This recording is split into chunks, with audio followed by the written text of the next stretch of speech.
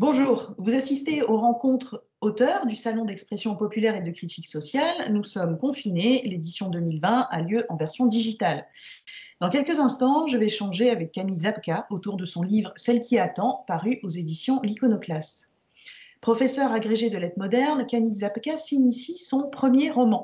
Elle y raconte le trajet d'Alexandre Rivière, voiturier condamné à une peine de prison pour un délit mineur, une histoire de conduite sans permis et de non-présentation à une convocation. Une configuration qui l'enverra plus de 100 jours en prison, alors que sa femme et sa fille de 3 ans déménagent en Allemagne pour des raisons professionnelles. Tous les jours, il leur écrit et c'est cette correspondance qui va l'aider à faire face à la violence du système judiciaire et carcéral.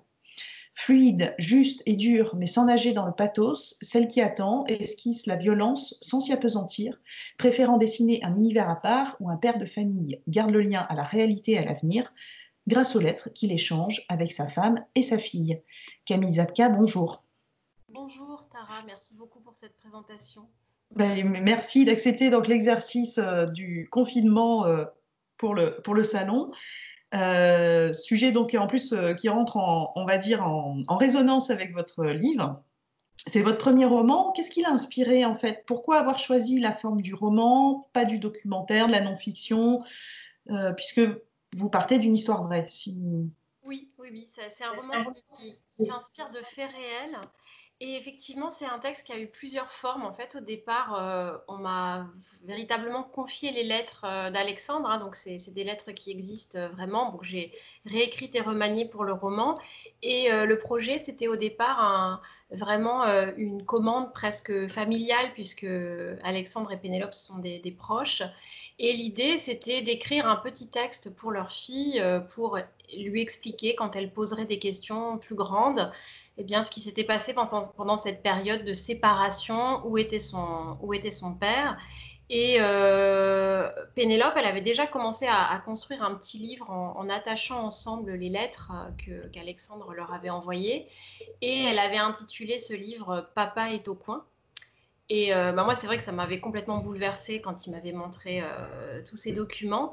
Et, euh, et puis, j'en ai parlé à mon éditrice qui m'a dit il faut absolument que ça devienne plus qu'une commande voilà, familiale ou intime. Et au départ, on était parti sur un projet qui était vraiment du témoignage, donc qui collait très très proche à la réalité. Et moi, je sentais bien que c'était un format qui me permettait pas de m'exprimer pleinement. Et donc, peu à peu, j'ai fait évoluer le texte vers une forme de fiction, une forme plus romanesque.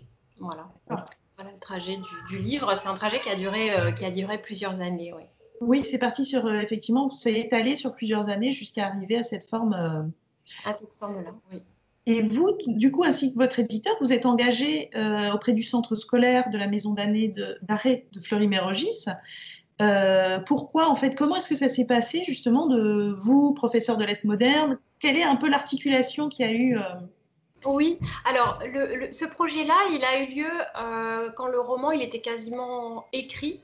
En fait, au départ, mon éditrice Julia Pavlovitch, elle m'avait dit, il faudrait quand même que tu mettes les pieds en prison pour pouvoir être légitime, parce que et c'est vrai que je me sentais pas légitime. Je m'étais emparée d'un sujet, bon, en me documentant beaucoup, en recueillant beaucoup le témoignage d'Alexandre, mais effectivement, j'avais envie d'avoir cette possibilité-là. Donc, en fait, en montant ce partenariat d'atelier d'écriture entre moi et le centre scolaire de la maison d'arrêt, ça me permettait de clôturer l'écriture de mon livre au départ, puisqu'il me permettait de faire une visite. Le premier contact avec la prison, c'était d'abord une visite voilà, des espaces extérieurs de la prison, hein, bien sûr pas des cellules. Et puis, quand le livre a été terminé, moi, j'ai poursuivi ce partenariat en proposant des ateliers d'écriture à un petit groupe de détenus de Fleury.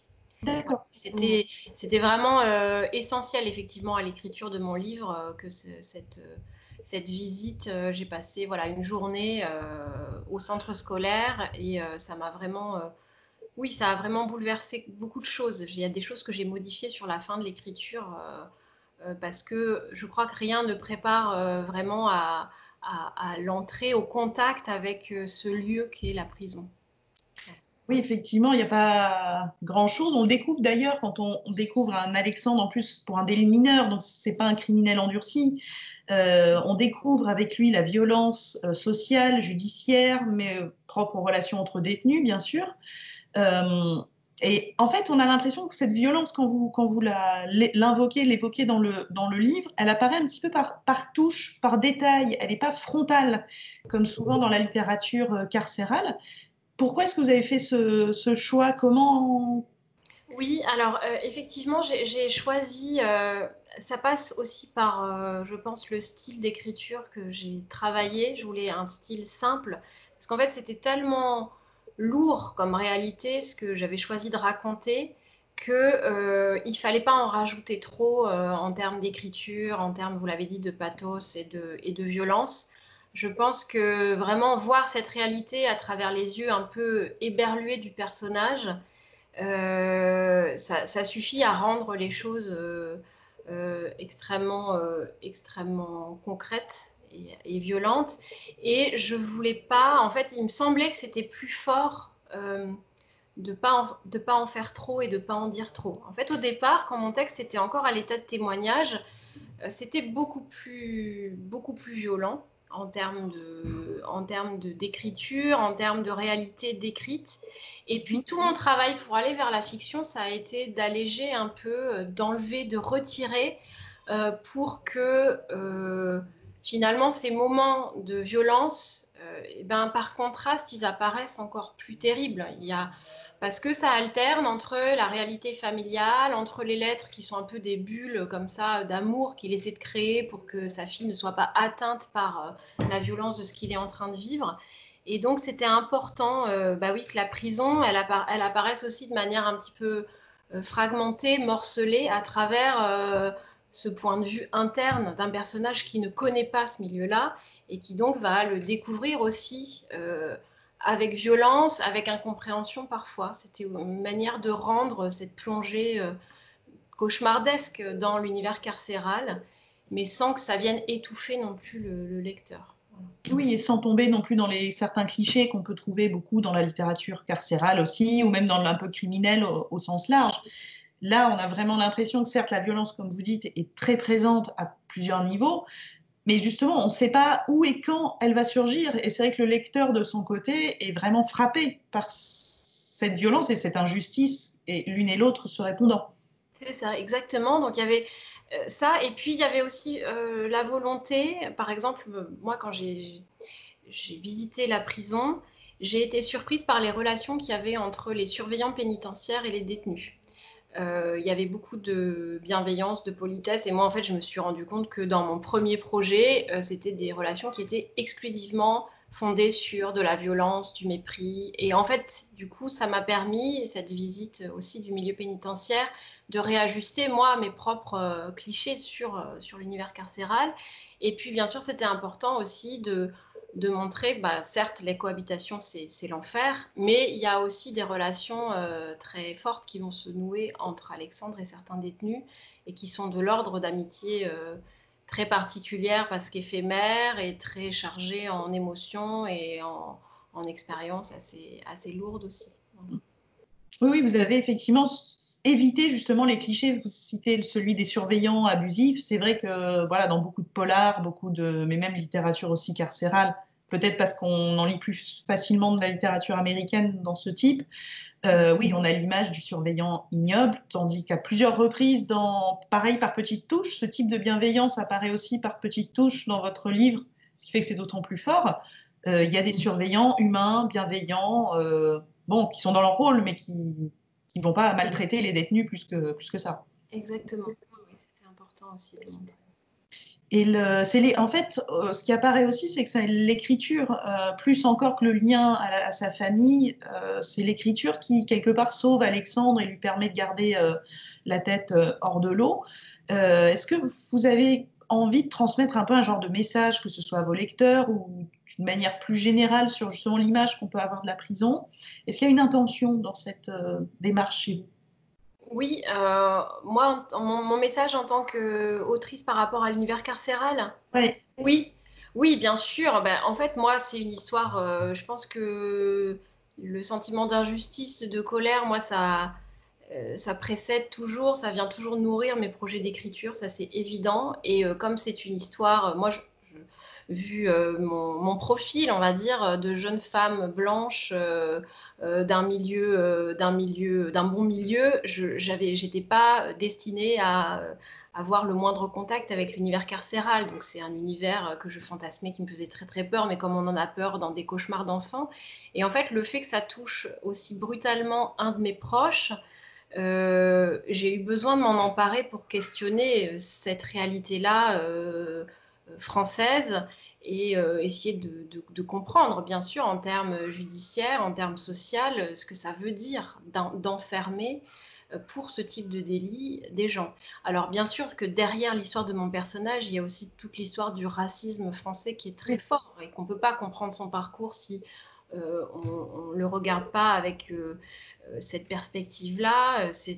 Il est afrodescendant et c'est tout un univers en fait auquel je n'étais pas confrontée parce que je suis privilégiée et que j'ai eu envie d'observer, dont j'ai eu envie de me saisir, peut-être dans un souci de rendre justice à mes personnages et de leur rendre hommage. C'est sûr qu'il y a une volonté très forte derrière ce texte. Je le présente pas comme un personnage complètement innocent. C'est l'avantage de la fiction, c'est qu'on peut donner de la profondeur hein, et garder voilà, un personnage qui va pas tomber dans les clichés. Mais c'était important pour moi d'ouvrir les portes de la prison et de montrer ce qu'il y a à l'intérieur de ce lieu qu'en fait on ne connaît pas parce qu'il est complètement caché des regards. C'est un lieu qui reste tabou, même dans les familles qui ont été confrontées à cette réalité-là, il vaut mieux pas en parler.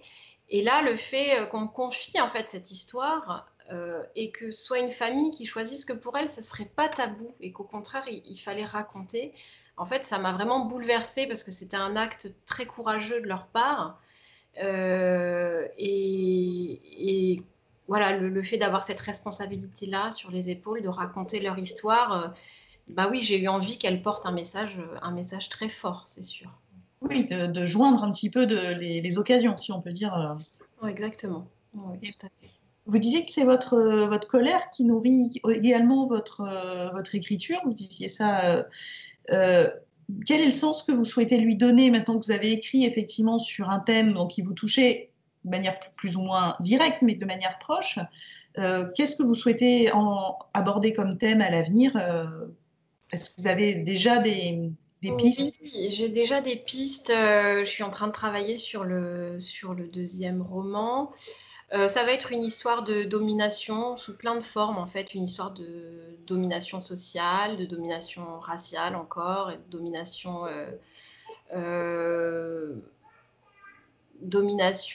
aussi en termes sexistes. Voilà, c'est encore très à l'état d'ébauche. Hein. J'ai pas mal écrit, mais oui, je me suis rendu compte, alors que j'étais partie sur l'histoire d'un voyage au départ, et bien que ça allait encore voilà, toucher à des thèmes qui vont être en lien avec de la justice sociale et la domination masculine, notamment ici.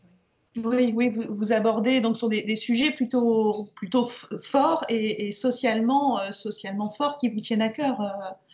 Oui, ben, je n'entre pas dans l'écriture nécessairement par ce biais-là. Et puis finalement, je ressens toujours le besoin quand même de raccrocher mes textes à cet arrière-plan-là, à ces messages-là.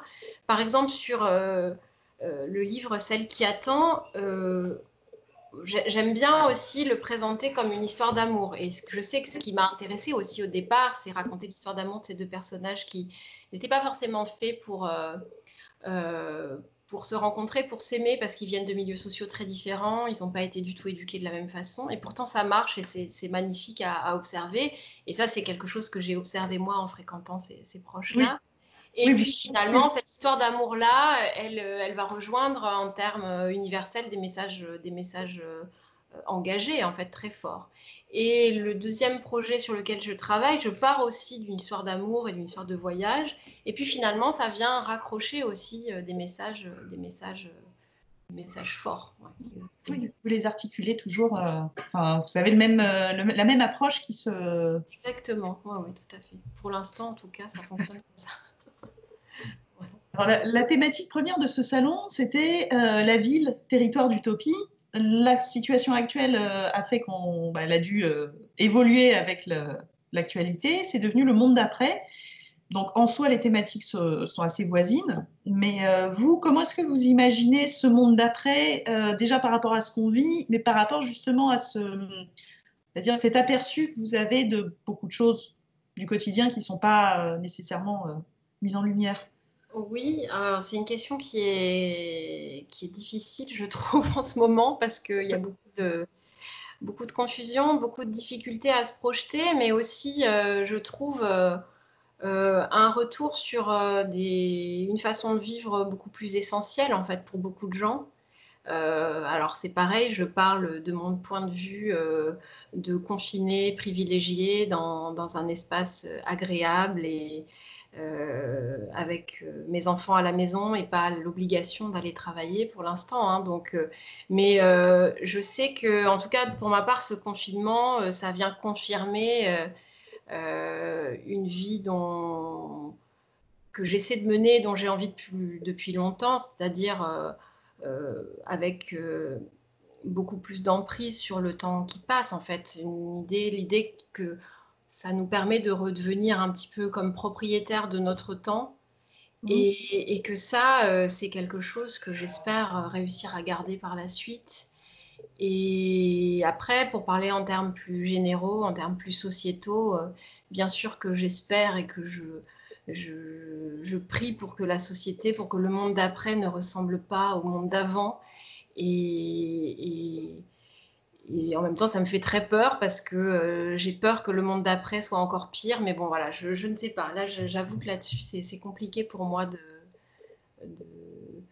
me projeter vraiment et d'avoir un discours. Je sais que le festival m'avait demandé de réfléchir à l'utopie. Et c'est très compliqué. Moi, je sais que je mets surtout du temps à digérer le présent ou le passé proche et en faire quelque chose dans mes livres et que j'ai quand même. J'admire les gens qui sont capables de se projeter, de proposer des projets politiques et de réfléchir à des problématiques d'avenir. Et je trouve ça vraiment fascinant et très enrichissant. Moi, je me débat un peu avec la réalité, le présent, pour essayer de comprendre les choses.